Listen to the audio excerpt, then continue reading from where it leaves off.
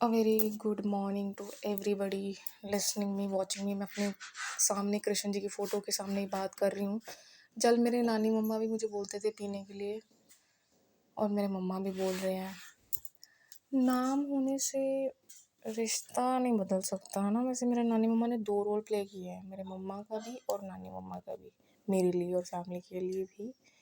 And the reason is that मैं जब सुबह उठी तो सारा बॉडी पेन हो रहा था, बिकॉज़ ऑफ मैंने बहुत ज़्यादा पुशअप्स मारे थे। मैंने मोटिवेट होके योगेश एंड ये सबसे कि ये बहुत जिमर अच्छी इनकी बॉडी होती है, तो मेरा मैंने पहले भी योगा बीच में की थी, फिर छोड़ दी, फिर की, फिर ऐसे ही होता था शायद मेरी बॉडी थोड़ी सी ग्रो करेगी, मेरे फेस पे ग्लो आएगा। इसकी वजह से मेरा बॉडी पेन ही हो जाता है हमेशा से, क्योंकि मैंने शाम को अराउंड 5 से 6 बजे की थी। हाँ, उसके बाद थोड़ी देर पहले ना एक ब्लैक सा डॉगी हमारे गली में रहती है, उसके शरीर पे चिच्चड़ है। वो देख के मुझे कुछ हुआ, मैंने कहा काश मैं डॉक्टर होती तो कुछ कर पाती।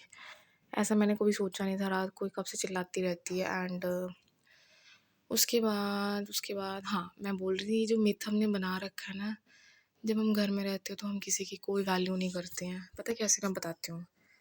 आप जो जो भी काम करते हो गिनते जाओ। किचन में दूध उबालना, दूध डलवाना, दूध डलवाने वाले भैया को इतने रिस्पेक्ट देते हैं आप, बाकी टाइम पे दूध नहीं होएगा जब वो उठते बहुत लेट है। किचन में क्लीनिंग करना, मान लीजिए किसी के घर में मेड आई है, अगर वो लेट आती है तो ऑफिस का काम लेट होता है। हम उस इंसान को वैल्यू देते हैं क्योंकि उसको पैसा देना होता है एंड वो दूसरी साइड का होता है।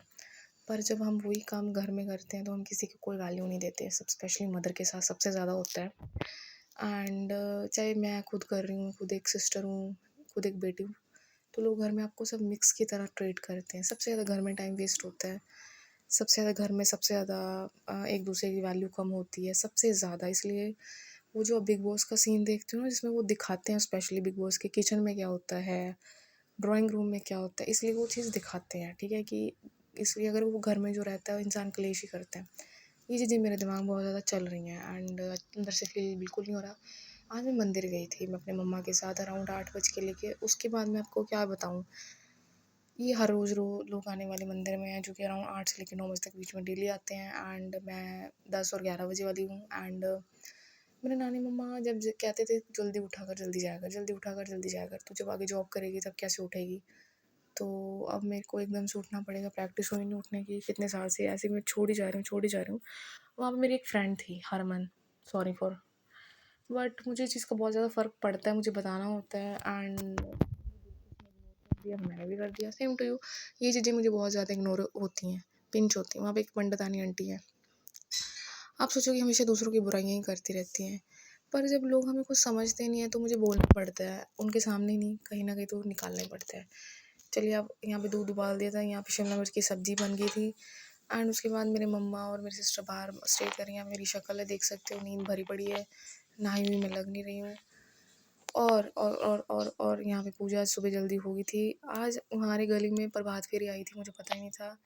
और अराउंड 10 बज के 10 मिनट हो रहे हैं। वीडियो स्क्रिप्टिंग के टाइम पे मैं 10 12 पे कर रही हूँ, यहाँ पे नानी मम्मा ये रही।